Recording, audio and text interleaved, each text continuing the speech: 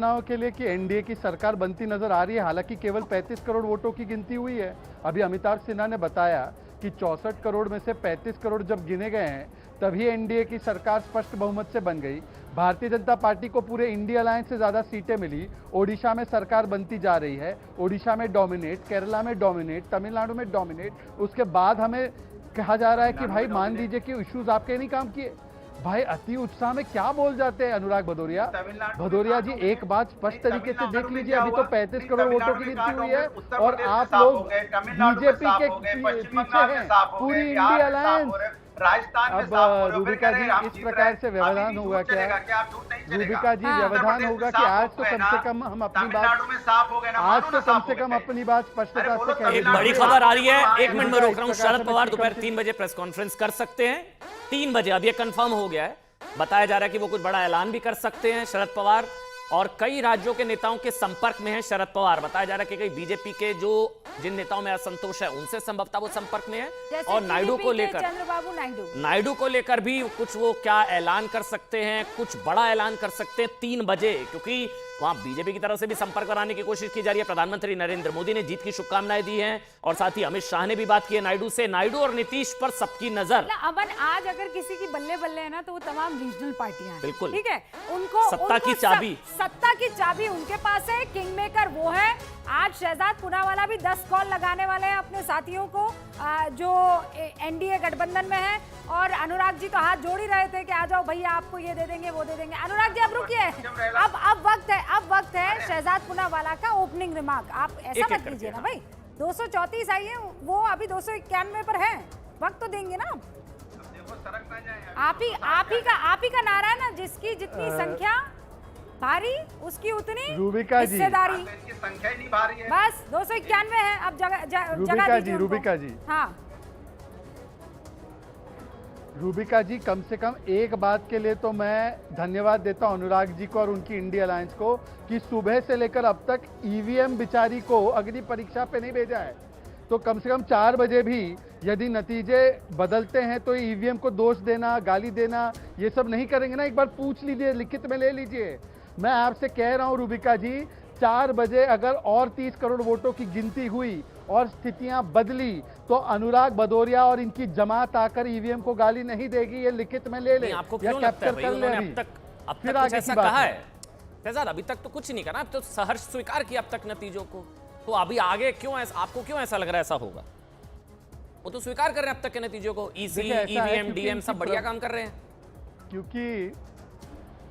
क्योंकि इनकी फितरत, इनकी प्रवृत्ति ये है कि जीते तो हम, वरना ईसी और ईवीएम में कम दम। ये अपने आप से यही बार बार कहते हैं कि हम जीतते तो ये हमारी जीत होती है, और अगर भाजपा जीतती है तो ये ईवीएम की जीत होती है। अच्छा, तो इसीलिए मैं कह रहा हूँ, अभी तक आप देखिए 10 साल की सरकार के बाद, 10 साल की सरकार के बाद भारतीय जनता पार्टी और एनडीए को स्पष्ट अब देखिए सवाल ये है कि काउंटिंग चल रही है, हमारे कार्यकर्ता भी हैं। अगर डीएम गलत करेगा लास्ट में तो हम तो आवाज उठाएंगे। हम जीत रहे हैं, अगर गलती पाई जाएगी तो हम आवाज उठाएंगे। अन्याय तो नहीं होने देंगे ना। अगर गलत होगा तो गलत बोला जाएगा ना। देखो क्या है, अगर डीएम गलत करेंगे तो डीएम पे उंगली उठाई जाएगी ना। आप क्या सोच रहे हैं? आप बचाना चाह रहे हो क्या? अभी तक गलत हो तो गलत को हम गलत नहीं कहेंगे। अन्याय होगा तो अन्याय के खिलाफ आवाज उठेगी। इसीलिए आज हार रही है भारतीय जनता पार्टी। उसने जनता के साथ अन्याय किया, जनता के मुद्दों पे चर्चा नहीं की, इधर-उधर के मुद्दों पे चर्चा की, इसलिए आज हार रहे हो। कि आपने झूठ मूठ के बहाने लगाकर ईसी, ईडी, सीबीआई को अपमानित किया, आपने भी अन्याय किया। आज मान लीजिए। कभी नहीं, क्या नहीं, कभी क्या नहीं, कभी नहीं, कभी नहीं। अगर मैं फिर बोल रहा हूँ, अगर हम लोगों के जितने बंदिशों पे, जितने हमारे ऊपर बंदिश थी, इतनी बंदिश तो बीजेपी पे नहीं थी। उनकी गाड़ियां तो खुली घूमती थी। हम लोग 1-2 गाड़ी ज्यादा प्रचार में जाते थे तो पुलिस रोक लेती थी। उसके बावजूद भी आपकी हालत फंसता हो गई है। जनता ने आपको नकार दिया। अनुराग, हम लोग के साथ, हम लोग उसके बाद भी जनता ने हराया। अनुराग, अगर ईवीएम कॉम्प्रोमाइज्ड होता, अगर ईसी कॉम्प्रोमाइज्ड होता, डीएम खेल कर रहे होते तो ये 235 होता। ईमानदारी से बताइएगा, मेरी ये 235 होता ऊपर। मैंने अभी कहाँ बोला? मैंने अभी नहीं बोला ना। 2:30 बजे तक सही है ना सब? नहीं, जब अन्याय होगा, सुनिए मेरी बात, अन्याय होगा तो अन्याय के खिलाफ मतलब एनडीए 300 पार नहीं, कोई भी अरे एनडीए तो हार गई है। आप कहाँ एनडीए के चक्कर में पड़े हो? अब तो भारतीय जनता, अच्छी बात है, बधाई, कम से कम आप लोग एनडीए बोलने लगे, कुछ तो सम्मान देने लगे बीजेपी के तो साथ साथ आप लोग भी उनके गठबंधन अनुराग जी को आज तक गलत ये है। बीजेपी के अलावा बोलते ही नहीं। आपने कभी भी इंडिया अरे भैया, इंडिया अलायंस ही बोला गया है कभी नहीं इंडी ना Anurag ji I can give to you नहीं आपने आप लोग इंडी बोलते थे, कभी भी नहीं, इतना कभी भी अपमान नहीं। करते थे, इतना अपमान करते थे। अरे इंडी, अपमान क्या और होता उनको है? बोलते थे एनडीए, इंडिया अलायंस, आगे जी नहीं लगाते थे, इंडिया आप NDA अलायंस, कर देते तो ज्यादा इंडिया अच्छा रहता। अलायंस, ए पहले आप डबल बोलते बार थे थोड़ी जी, बोलेंगे। NDA जी, डबल और बार हमारा थोड़ी बोलेंगे। इंडिया में ए तो अलायंस ही है ना। इसमें डबल क्या बार कर थोड़ी दिया? बोलेंगे। देखिए, अच्छा नहीं तो आप आप बोलिए मुद्दे पर आइए। नहीं तो एनडीए अलायंस बोल देते, एनडीए अलायंस तो कभी नहीं बोला गया, हमने तो कभी सुनी एनडीए अलायंस अरे बोला गया। अलायंस अरे, बोलते ही अमन जी, नहीं है ना, अमन जी, एनडीए बोलते हैं। अच्छा नहीं रूबिका, लगता ना अरे, सर। मान लीजिए हाँ, इंडिया नहीं, नहीं, इंडिया रूबिका। इंडिया ने फिर मचाया हमारा इंडी शोर, क्यों बोला जाता इंडिया ने है? जताया शक, इंडिया गया देखिए, हार, चलो ये ये बहस कहने में का अच्छा मुद्दा नहीं नहीं है, लगता ये सर। बहस का इंडिया मुद्दा इज नहीं, हम हिंदुस्तान। नहीं, अब इस पे मैंने बेकार बहस कर आपको रहे हैं। बहुत ईमानदारी से बता दिया है, अब हाँ, आगे इसको हाँ। एक्सप्लेन नहीं करूंगी। अब शहजाद पूनावाला हाँ, आपकी बिल्कुल। बात को काउंटर करना चाह रहे हैं। हाँ, बिल्कुल। शहजाद पूनावाला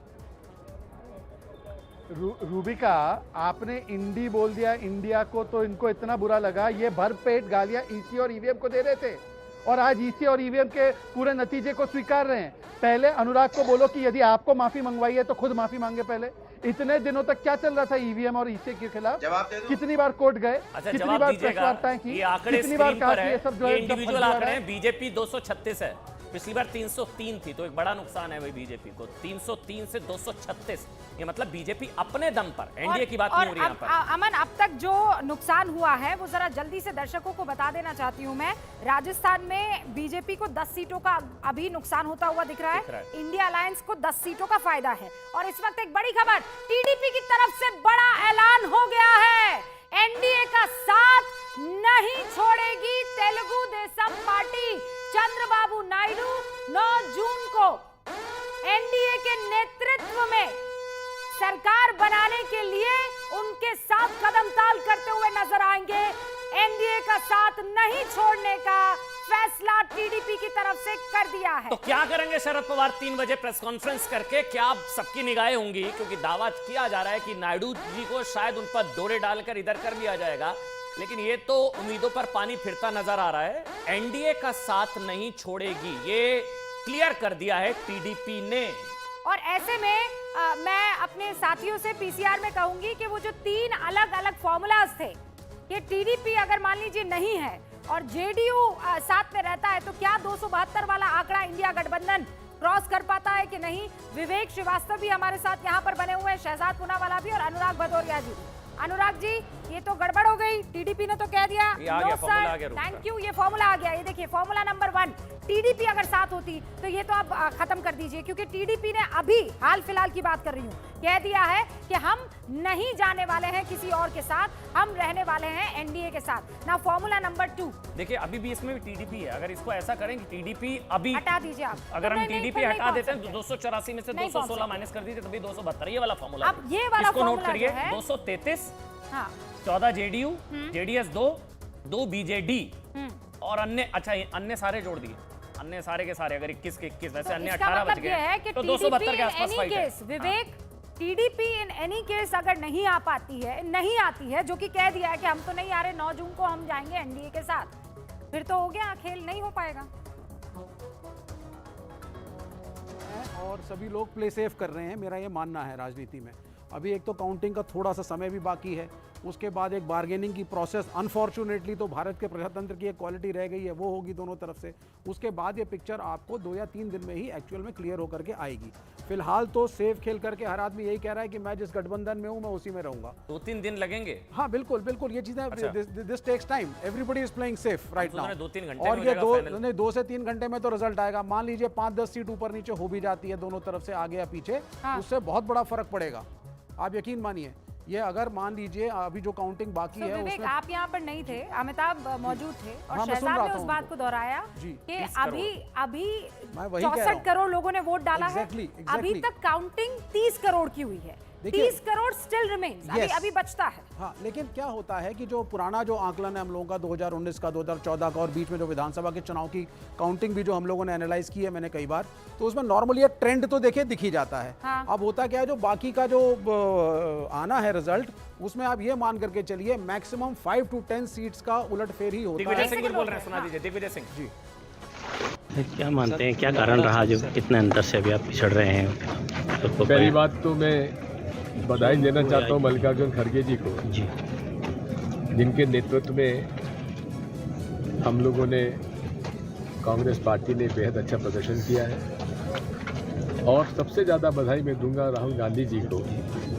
ये उनका प्रयास, उनकी मेहनत और उनका जो कमिटमेंट है अपने विचारधारा के प्रति, ये उसकी जीत है। और किसी भी हालत में अब भारतीय जनता पार्टी को स्पष्ट बहुमत नहीं मिलने वाला है, और जब नहीं मिलेगा तो उसमें अपने आप जो अंदरूनी लड़ाई है वो शुरू हो जाएगी भाजपा की। जहाँ तक राजगढ़ का सवाल है, हाँ, जो मेरी उम्मीद थी उससे सब अभी पोलिंग नहीं हुआ है, लेकिन अभी भी आधी सीटें, आधी वोटिंग हो पाई है। देखते हैं क्या कारण मानते हैं सर, जो शुरुआती जिस जगह से आपको बढ़त मिलना थी वहाँ से काफ़ी माइनस रही कांग्रेस, जैसे राघोगढ़, चाचौड़ा, सुसनेर, क्या वजह रही? अब ये भी देखिए, राघोगढ़ में हमें बढ़त मिली है 10,500-11 हज़ार की, जी, लेकिन उम्मीद से बहुत कम। और चाचौड़ा में तो हम लोग अभी माइनस में चल रहे थे, अभी देखें क्या होता है। तो दिग्विजय सिंह को आप सुन रहे थे, क्योंकि मध्य प्रदेश में एक तरीके से सुपड़ा साफ हुआ है विपक्ष का। कांग्रेस 0 है, देखिए आंकड़ा भी आपके सामने आ गया। शहजाद पूनावाला मेरे साथ है। शहजाद, एक सवाल है, क्योंकि देखिए प्रधानमंत्री पद की जहां तक आशंका ये है कि ऑफर कर दिया जाएगा नीतीश जी को पीएम या उप प्रधानमंत्री, आपके पास, अच्छा ये तस्वीर जो है सिद्धार्थनाथ सिंह, हाँ, सिद्धार्थनाथ सिंह और चंद्रबाबू नायडू जो है मुलाकात हुई है। मतलब ये 3 बजे प्रेस कॉन्फ्रेंस की बात आ रही थी सामने, शरद पवार, और उससे पहले ही आप देखिए ये तस्वीर बहुत कुछ बताती है। चंद्रबाबू नायडू से मुलाकात हुई है, गुलदस्ता सौंपा गया है, और गुलदस्ते के बदले विवेक यहाँ पर आश्वासन सौंपा गया है, और इसीलिए उनकी तरफ से ये कहा गया है कि 9 जून को सरकार बनाएगी एनडीए, और हम उस शपथ ग्रहण समारोह में मौजूद रहने वाले हैं। देखिए ऐसी तस्वीर नीतीश जी की कब आएगी ना, उसका इंतजार है। चंद्रबाबू नायडू मिले हैं सिद्धार्थनाथ सिंह से, सिद्धार्थनाथ सिंह उनसे मिले, लेकिन नीतीश कुमार की ऐसी तस्वीर का इंतजार विवेक, कल ही तो मुलाकात की हाँ ना, वही, वो चुनाव नतीजों से पहले की मुलाकात है। नतीजों के बाद पता नहीं कुछ बदले ना बदले।